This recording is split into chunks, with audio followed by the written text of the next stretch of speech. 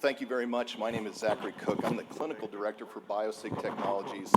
So I appreciate the warm introduction, and thank you, Dr. Anter, for the kind invitation to present at this great symposium this weekend. If you're curious who BioSig is or not familiar who BioSig is, we are a group of passionate signal nerds that believe when we can collect and display pure information, we can create algorithms that lead to the kind of actionable insights that improve your workflows. In short, we spend all day, every day trying to wring every drop of value we possibly can out of EGMs to make your day easier. So it's my pleasure to spend some time with you today talking through something that practically impacts you on a daily basis. So I'm assuming that when you looked at the title of my lecture, you thought that this was probably a great time for a bathroom break. Nobody is excited about filters. Filters, as you know them today, are very static. They're there primarily for hygiene. They're very much a set it and forget it type of feature, right? And I'd like to challenge that setting just a little bit. But as you know them today, and appropriately so given the way they're used, filters are very much like these load straps on the flatbed truck, where they're there primarily for signal stability. They're there to keep the load baseline nice and stable, prevent it from rattling around and creating a lot of noise. So we all know that there's a ton of noise inside the EP lab that you have to deal with: power line noise, EMI generated from other equipment, noise from RF. You also have low frequency events like respiration and things like that that challenge your baseline. So your filters are really doing, albeit not particularly well in most systems, a noble duty trying to keep your baseline nice and stable and protect as much of that intracardiac data as you can. Again, it's no surprise to any of the fellow signal nerds in this room that filters also have a deleterious effect on your signal, particularly things like the notch filters Dr. Jackman pointed out this morning, that we actually end up reducing some of the physiologic data in an effort to remove some of the non-physiologic data that's introduced into the signal by power line noise.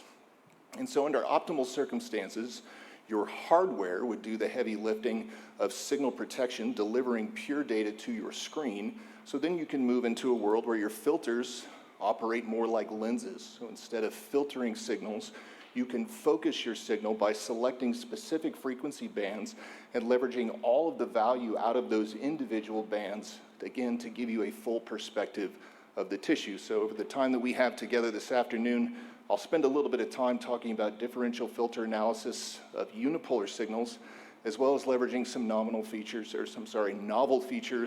around the frequency spectrum.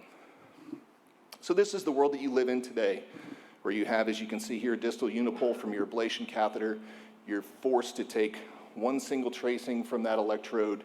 You have to select as broad of a net as you possibly can to capture low frequency activation, knowing full well that your baseline is going to drift a little bit from low frequency events. And you also have to deal with the incredible amount of room noise that takes place in dreaded far field activity. Now, under these conditions, from an engineering standpoint, it's no surprise that unipoles have fallen out of favor a little bit in terms of their clinical utility, given all the things that you have to mitigate as an operator to just simply interpret unipoles. You have wandering baselines, you have noise, you have far field, you have signal overlap. Of course, unipoles aren't as attractive as a clinical tool as they should be. Now, there's nothing wrong with unipolar physics. The issue lies in unipolar sampling. It's an engineering issue in the sampling, the collection, and the display of your unipole signals, not in the unipolar physics itself. And so again, I can't blame you for being frustrated with signals when you were forced to filter all of that data through a single channel and make clinical decisions based on a single blurry snapshot. Now, playfully, if any of us were to buy a house, buy a car, maybe go on a date, we wouldn't make a decision to purchase on one blurry or heavily filtered photo. You'd want multiple photos, you'd want a 3D walkthrough. And that's exactly what you should expect from your signal collection system. So here you can see that same ablation unipole filtered 4 different ways displayed simultaneously. You're not forced to make one filter decision. You can extract all the clinical value out of the low frequency frame and then also leverage the value out of the high frequency frame. And so you can see here filters at 5 hertz, 1 hertz, 0.5, and 0.05. So there's value in the low frequency spectrum. There's value in the high frequency spectrum. Now you may also notice the markers that I placed there that say RF on and RF off. This is a tracing from the ablation catheter, beautiful smart touch catheter during 40 watt delivery on the posterior wall. In this particular case, the hardware is shielding the signal from your RF interference, and you get a nice clean unipolar tracing across multiple frequency bands. This is what you should expect. So let's talk about the clinical value now of the various frequency spectrums you get in perspective view or dynamic view. So you'll notice in the atrial electrograms here post the pacing spike, in the lower frequency spectrum you have this pseudo-ST elevation or current of injury pattern that presents. Now there's clinical value here. Current of injury is a low frequency event. You're used to seeing this as you extend the helix on pacemaker and ICD leads. So this is the initial tissue strain or tissue damage reporting that you get when you start delivering therapeutic energy or cryo to the tissue. Additionally, we've observed that you get this same type of reporting when there's excess contact force on tissue. And so this acts as a really nice early warning signature when you're working in areas like the RV free wall or aneurysmal areas that might be thin. We all have contact force values in our head that we consider safe thanks to Efficacy 1, Efficacy 2, Took a Star, Smart AF. But when you're looking at the signal data itself, it's the tissue that's telling you when you're pushing too hard. Additionally, contact force is only available on the distal tip of therapeutic devices. Unipolar electrograms are available on all electrodes from all catheters. So the next time you're floating a diagnostic tool up into the RVOT, filter the unipoles properly and you can actually look at tissue strain to guide some of your catheter placement. One other thing to think about, as opposed to picking a single channel with single filter settings, is that when you have this low frequency data as you see at 0.5 and 0.05, you actually obscure the near field component. You can see that tiny little distal there by the yellow arrow, or the orange arrows, I apologize. You actually lose your near field perception. So because of the amount of low frequency cancellation that's taking place here, if you were titrating your lesion to the elimination of the negative component, you could be fooled into thinking your lesion is finished. And actually it's just the low frequency cancellation of your near field event. But if you filter that and you look at it at higher frequencies at 1 hertz and 5 hertz, you now lose a little bit of that current of injury low frequency event, but you regain your near field perception. And so while this isn't in and of itself a solution to near field and far field conversations, it goes about as far as you possibly can from an engineering standpoint in signal collection to maintain your focus on near field content. Now ultimately, you want to have all this data displayed for you in real time, where you don't have to make a choice to just look at low frequency data or just look at high frequency data. When you can display it all and visualize it simultaneously, you now have all the perspective that you need. One key area that we've noticed in terms of this blend of high frequency and low frequency content actually comes with interlesion distance or lesion spacing. So if you look at the first two complexes here, you actually see even at 5 hertz for this particular patient, you have a large current of injury bump on the acute lesion. It makes a lot of sense. We just delivered RF in that region. If you look at the last two complexes here, you can see the current of injury is resolved. You actually have a really nice sharp RS complex. That's because even the far field tissue adjacent to your catheter is healthy. It's when you bring that catheter back as measured by the mapping system within 4 millimeters of your most recent lesion, you get this optimal blend of near field content and current of injury that lets you know that you have overlapping lesions. Now, why is this beneficial when the mapping system gives you interlesion distance and lesion tags? Everybody in this room knows that's ever handled the ablation catheter in the LA is aware that you get multiple orientations of tissue electrode interface. On the posterior wall, you're primarily perpendicular. On the anterior wall, you're primarily parallel. And then around the veins, you can have every angle between 0 and 90 that you can imagine.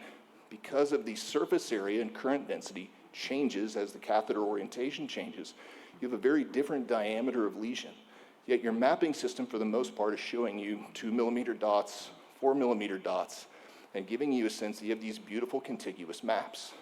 So you either get redos because of a lack of transmurality or lack of appropriate lesion spacing, as verified by the close protocol.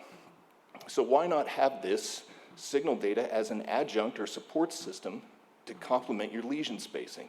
So before you commit to 4 millimeters or 6 millimeters, just simply look at the optimal blend of local data and current of injury and let the tissue tell you where your lesion spacing should be. So that's unipolar differential filtering. Let's delve into the frequency spectrum. My good friend and longtime colleague at Abbott, Steve Kim, is actually going to spend some time with you next talking through leveraging this to improve local activation time. On the BioSig system, we have the ability to leverage the frequency spectrum on every catheter from every company at any point in time.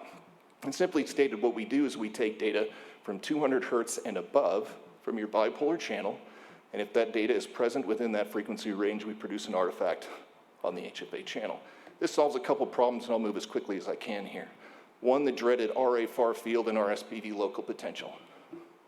So here there's enough delineation in time where you can actually see two distinct potentials, but their unipoles are roughly pointing in the same axis. They're roughly the same depth. You even see potentials here that are nice and sharp on the bipole, but if you look at the frequency content here, you have much more high frequency on the RSPD side. So recognizing the frequency signature of near field tissue is incredibly important. This is an example that was just published in the Journal of AFib yesterday, where we had an acute reconnection in the right inferior pulmonary vein. So HD grid, a catheter that I love, is placed here in the RIPV. And as the mapping system annotates these signals using either first deflection, absolute peak, or a number of the different detection algorithms, consistently it marks this area as the acute reconnection. But when you look at the frequency data on HD grid, you can see consistent early frequency data here, here, and here, actually on electrode D4 closer to the carina as opposed, B4 as opposed to electrode D4. So the physiologic gap was actually here. Now the issue isn't with the catheter. The issue isn't with the catheter location. The issue is with the bipolar mass. So this frequency data is just not surviving the transform and not making it into the EGM. One last example is you deal in fused electrograms all the time. Optimal fusion for pathways. And so you can see here on the left lateral pathway that we've got really nice fusion, not just on this particular CS channel, but you actually have fusion on multiple channels, covering about 1 centimeter of space. But when you look at the frequency data, you don't have to peek through fusion and infer what's taking place.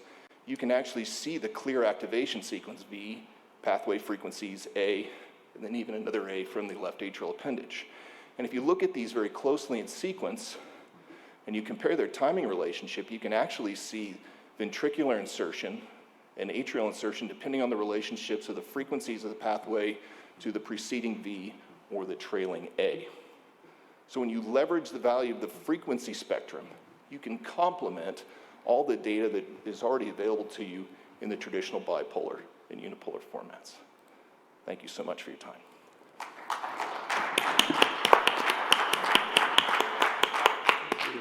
Next. 1 second.